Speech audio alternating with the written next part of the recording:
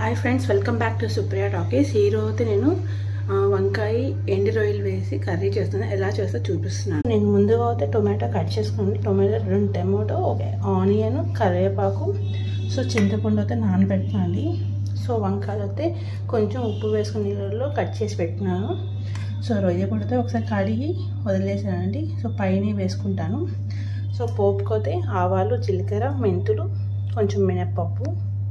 నేను కడాయిలో ఆయిల్ అయితే హీట్ అయ్యిందండి. సో నేను ఇప్పుడైతే పోపు వేసుకుంటున్నానండి. కరివేపాకు కొంచెం మిక్స్ చేసుకొని కొంచెం కలర్ చేంజ్ అయ్యేట్టు చేసిన ఆనియన్స్ వేసుకున్నానండి. కొంచెం ఆనియన్స్ కలర్ చేంజ్ అయిన తర్వాత టొమాటో వేసుకుంటాం. కట్ చేసుకుని టొమాటోస్ వేసుకుంటామండి. టేస్ట్ తగ్గట్టు సాల్ట్. టొమాటో మగ్గిన తర్వాత వంకాయలు వేసుకుంటామండి. పసుపు, మూత వేసి క్లోజ్ చేస్తామండి మగ్గేదాకా. సో కొంచెం లైట్గా మగ్గిన తర్వాత రొయ్య పొట్టు వేసుకుంటాం. సో ఒకసారి మిక్స్ చేసుకుంటామండి.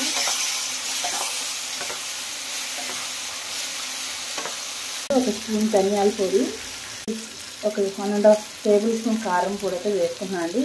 స్పైసీ కారం ఎక్కువ వేసుకోవచ్చు.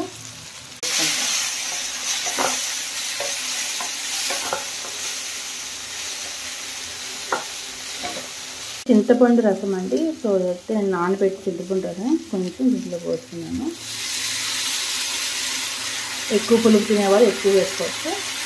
నేనైతే సాల్ట్ అనేది కొంచెం తక్కువ వేస్తున్నానండి. మనం ఎప్పుడైనా ఎండు రొయ్యలు కానీ ఎండు చేపలు కానీ చేసేటప్పుడు సాల్ట్ అనేది తక్కువ వేసుకోవాలి. ఎందుకంటే ఆల్రెడీ దాంట్లో కొంచెం సాల్ట్ అనేది చాలా ఎక్కువ ఉంటుంది. రొయ్య పొట్టు అయితే వేసుకుంటున్నాను. తర్వాత కొంచెం మిక్స్ చేసుకుంటామండి.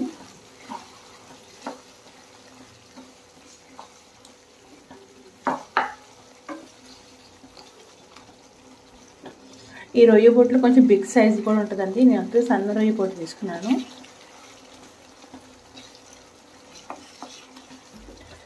కొంచెం వాటర్ వేసుకున్నానండి. సో కొంతసేపు లిడ్ అయితే వేసుకొని ఒక 10 మినిట్స్ అనేది సిమ్లో పెట్టుకొని బాయిల్ చేసుకుంటామండి.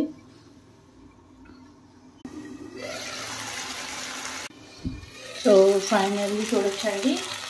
సో దగ్గరగా అయితే వచ్చేసింది. సో వంకాయ రొయ్య పొట్టు కర్రీ అనేది రెడీ అండి. సో నా వీడియో కానీ నచ్చితే please like, share, subscribe. So thanks for watching my video.